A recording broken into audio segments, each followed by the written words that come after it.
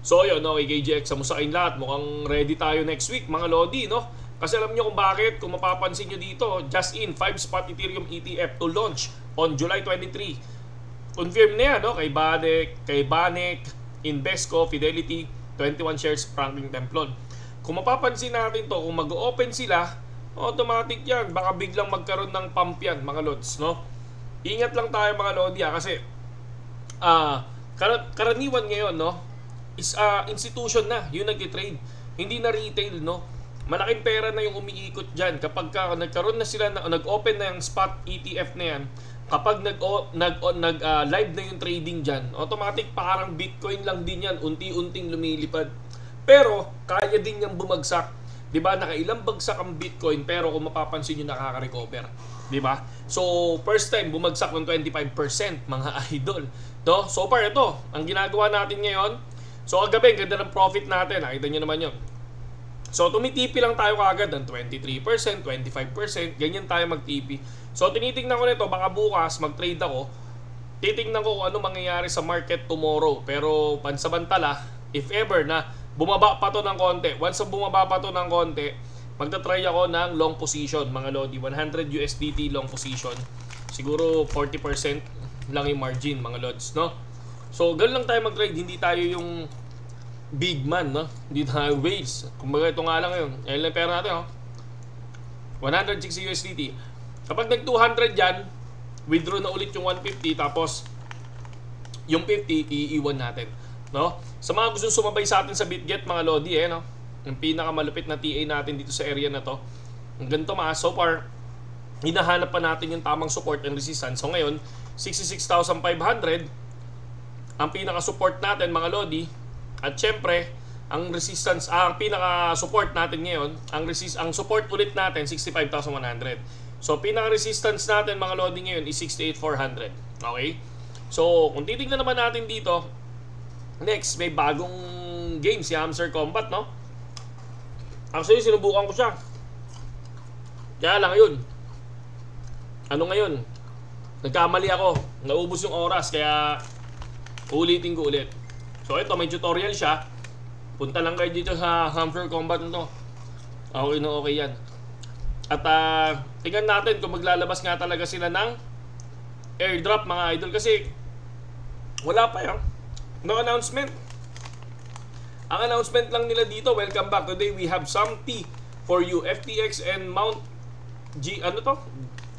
Gox back to headline. Another multi-million hack. Kraken expansion. This even more in today news, no? So hold it tight. This is one going to be good one. So sana meron na silang binabalita kung kailan yung airdrop, mga Lodi. Kasi 10 days na lang, wala pa rin airdrop. 'Di ba? Kaya sabi ko sa inyo, mas okay kung hindi kayo umaasa sa airdrop pagka sumasali kayo ng ganito. Ang daming laman pa sa game, 'di ba? Parang Hamster Combat. Tapos meron pa nga, tingnan mo, for example, pakita natin. Facebook. Pakita lang natin, lupit nito. Ayun yung nagpaano sa akin sa honest review. Facebook. Ayan. Wala. Yan. Ako, mag-login ako. Ito. Tapos punta kayo sa Bitpinas. Tingnan nyo,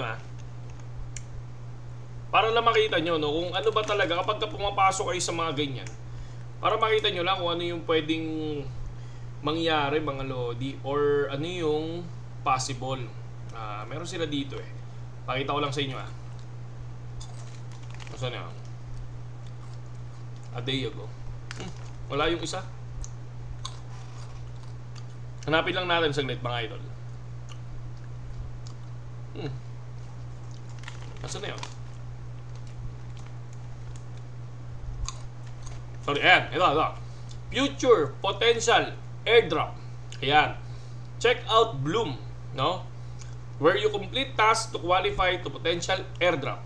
So, ibig sabihin nun, potential airdrop. Hindi siya sure 100%. may potential na kasama kayo sa airdrop mga Lodi. At para maging qualify kayo dyan, sundin nyo yung mga tip na sinasabi nila at yung task, di ba? Pero hindi porkit ginagawa mo yung task, qualify ka na sa airdrop, di ba? Potential yung sinasabi nila. Okay? So lahat ng game na nilalabas is dapat ganun. Pero pag sinabi nila na sure ball yung 100% airdrop, wala, okay maniwala sa ganun. Okay? So now, ang chine-check natin dito, kailan lalabas ang airdrop ni Hamster Combat. So, wala pa silang sinasabi.